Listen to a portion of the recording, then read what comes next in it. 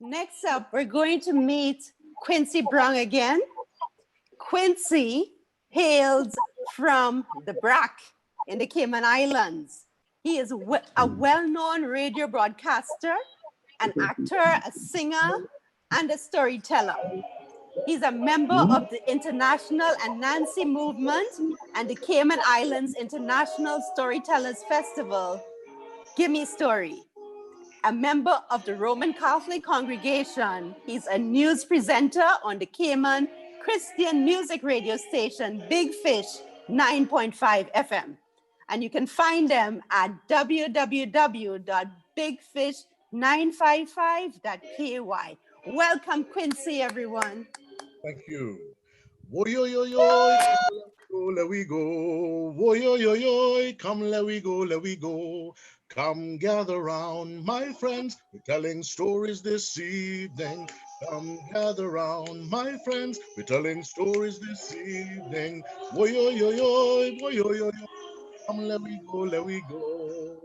Crick, crack, monkey breaky back. Orumelaje, labe ogun kubere. Orumelaje, labe ogun kubere. Orumelaje, labe ogun kubere. Orumelaje baba, labe ogun kubere. Oh, that sacred silk cotton tree that means so very much to me. A reflection of my ancestry in slavery.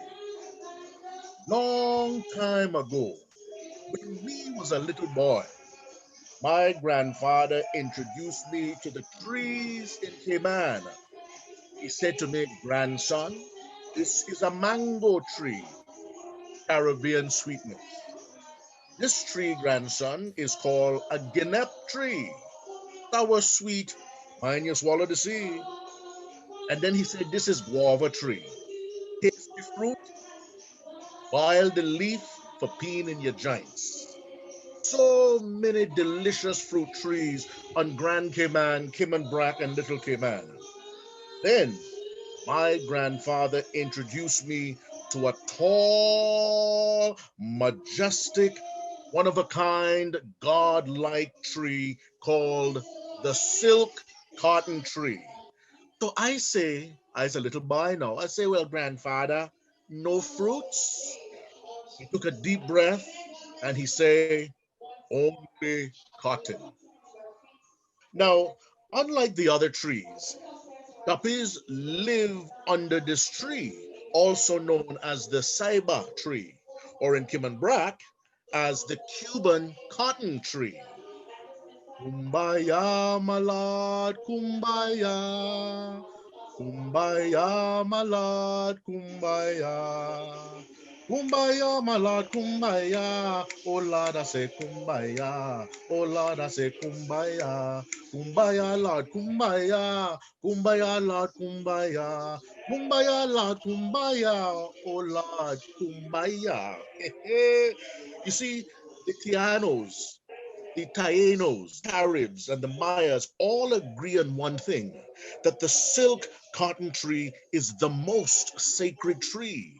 Grandfather tell me that Caymanian catboats were built other trees like pine wood and other kind of hardwood. But in other Caribbean islands, the native people would dig out the bark of cotton tree to make canoes. Well, we never done that here in Can because we from a different tribe of Africa, you see. But tribes from Guyana and Barbados and Jamaica, they would dig out the bark of the cotton tree to make canoes. We never did that. We used pine wood to make catboats. Different story at different time. So the shaman out of respect always pour a little bit of white rum at the root of the to show respect and to show respect to the elders and sometimes to fair. You up and down the bark of the cotton to build a canoe to make sure the ducks there don't chew. So take little white rum. All right. Now, the root of the tree, near the ground of the roots of the cotton tree, they're said to be spirits and duppies and they actually live inside the cotton tree because some of the barks are so big. It's like a garage or a little dining room inside a house. You can actually put people inside. So that the duppies live in the roots of the tree. Now, my grandfather tell me that he here on another Caribbean island, there was a silk cotton tree that was used as a hanging tree. Take these chains off of me. I don't want to be another seed under hanging tree. Everybody, everybody's praying for peace. Who's gonna protect us from the police? Take these chains off me. Hanging tree. So if that story is true, then if in this Caribbean island, this hanging tree, this cotton tree used for lynching and hanging slaves, well, sweet Jesus, Holy Mary, Mother of God, no wonder the damn tree haunted then. That's why we have dummies haunting that particular cotton tree. It makes sense to me. The silk cotton tree was planted here by our African ancestors. However, the tall silk cotton tree up Spot Bay, Kimmenbrack, in a yard called Grandma Caroline Yard, Mr. Temp now live there, eh? That tall cotton tree on the Bracken Spot Bay was actually planted from a seed that came from Cuba. Nardil gone to Cuba, he gone about 2 weeks, and leave his darling Julia with tears rolling down her cheeks. Song by Andre Hides, Caymanian drummer with us. Not too many women you see doing African drum. Our Aunt Julia was a female drummer, gone but not forgotten. And the song I sang was by Elijah Blake, Hang Tree. So the old time and Brackers, where I come from, Brack in the Cayman Islands, the old timers, yes, we old time Caymanians used to stuff our pillows with kapok. The kapok or the silk cotton comes from the tree. Hammocks and clothes could also be made by others, Tainos, tribe. But what a tree gave a good shade. You hear what, yeah? What a tree gave a magnificent shade. People would stop and rest under the tree because, some weary traveler, either traveling by foot or traveling by donkey, so they would stop and take a rest. The silk cotton tree, my grandfather tell me, got enough medicinal purposes. You got headache, you want that with the belly, you got blood pressure, you can boil the leaf, boil the bark, you can do all kind of things. We're gonna hear more from Dr. Anthony about that. Oh yeah, he's a professional. The silk cotton tree has been has is in radio we say, I'll read line again. Let's take it from the top. The silk cotton tree has considerable cultural significance across the Caribbean region. Gather round tree for praise and worship.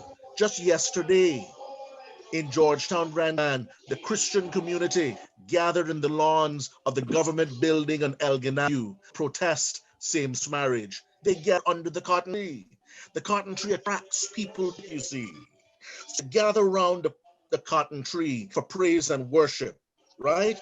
The Holy Spirit moving just like a magnet. The Holy Spirit moving just like a magnet.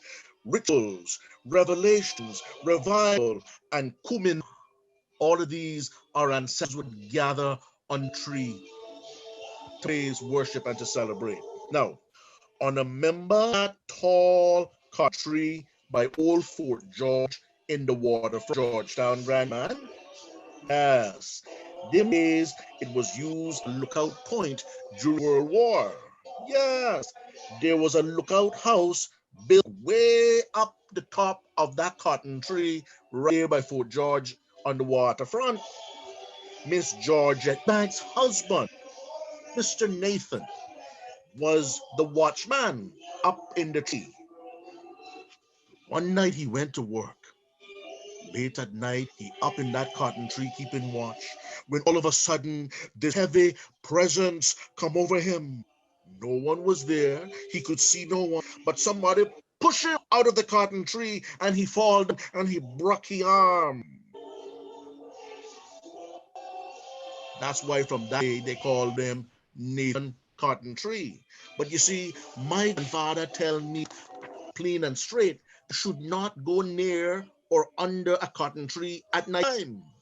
But that was with the Nathan job, you see. Be up in the cotton tree keeping watch, right? You're supposed to go near cotton tree at night time. Silk cotton tree known to walk and talk after dark. Silk cotton tree known to walk and talk during midnight. Mind you catch it. No one is never ever cut down a silk cotton tree. You hear what I tell you? Listen carefully. No one is ever, never supposed to cut down a silk cotton tree because it's sacred, standing tall, witnessing centuries of history. Oh, sacred silk cotton tree that means so very much to me, a reflection of my ancestry in slavery. Question: why is silk cotton tree considered to be sacred? Because our African slaves felt that their ancestors lived in the branches of the tree to this day. And look at bad will follow anyone who attempts to cut it down. You cannot cut the cotton tree. My good friend from Spot Bay, Andel Dix, 86 years old, and she told me years ago they had a neighbor who was very miserable, a very miserable lady. And they I gotta cut down that tree. It's a nuisance. Every time it's in season, all the cotton is coming over here. I'm trying to cook my food. It coming through the window and getting in my pot. All the cotton on my clothes and sticking. So the neighbor said, cut down the tree. Cut down that cotton tree. But the family said, no, it's ours. It's been planted for so many years. The neighbor just insisted, chop it down, cut it down. You all harassing me. All you are nuisance to me as a neighbor. Eventually, law got involved, police got involved, so it was decided that the tree would be cut down. So the miserable old lady next door feel like she win. They're chopping down the tree, don't bother me no more. So they start chop and chop and chop the tree. And the lady living next door, through her back door with a sense of pride. Yes, this tree getting chopped down. And they put the last chop and the silk cotton tree dropped. The old lady looking out your window dropped and died. Died of massive heart attack. Warn you, do not chop down the sacred cotton tree. Other story is Adele had a great aunt who wanted boys. Dole and it chopped down a tree. So she said, I am going to Florida for a few weeks. I have to go to Florida to check on my health with my doctor.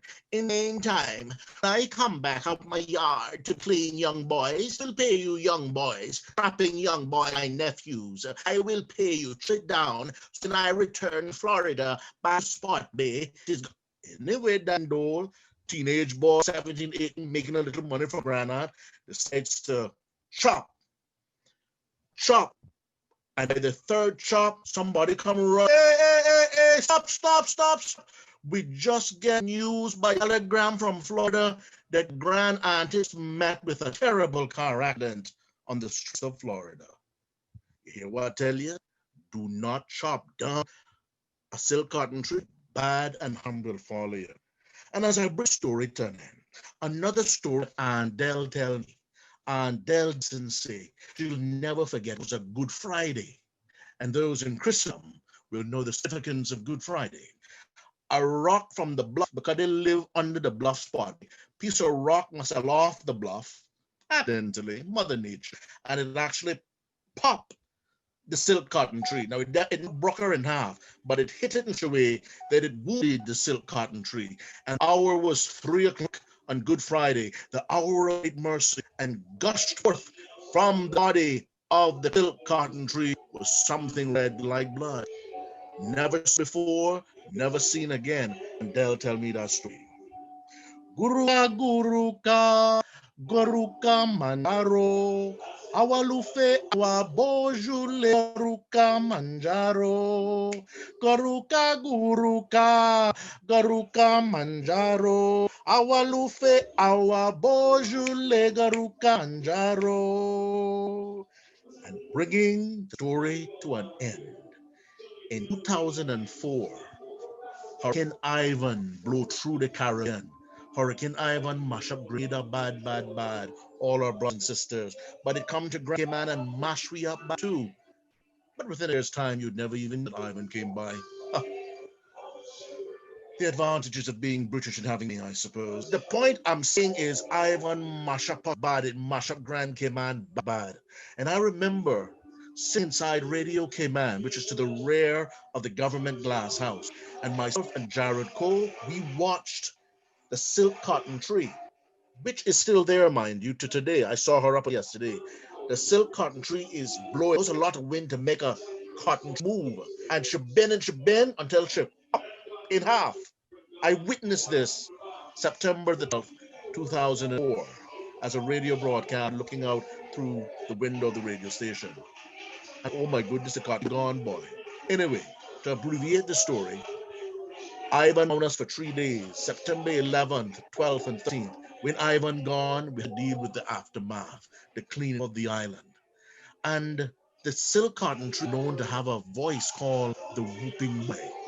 And cleaning up the debris, cleaning up the trees, they pass by the silk cotton tree, and all we can hear is, save me, save me, save me. Everybody look around, we don't see anybody. We have to save human life, obviously. But it was the silk cotton tree calling out to whoever would listen to save me. And this is a true story, because I love telling Nancy's story, but this is no Nancy's story. The government decided as they're cleaning up the island, take the half of the tree, of the silk cotton tree that popped in half, and they brought it back, set the pop of half of the tree on to the other half tree, and they braced the tree with all sorts of bracing and all sorts of wood. And for 10 years, from 2004 to 2014, we would always drive by. You drive by the government building and you see this cotton tree all braced up. By 2014, when they took off the wraps and they took off the short braces and wood, that silk cotton tree had healed herself. It took her 10 years, but today, if you go to Georgetown, the government and building is next to the glass house, that silk cotton tree is there. I want to ask you to respect the silk cotton tree, how it reminds me of my ancestry. And if why ever been, it couldn't end. Ay, yay, yay. Orumelaje.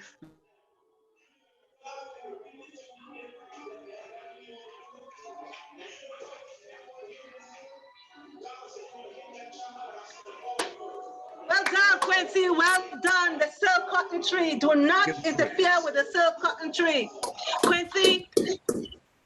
Quincy, well done. Well told. Well put together.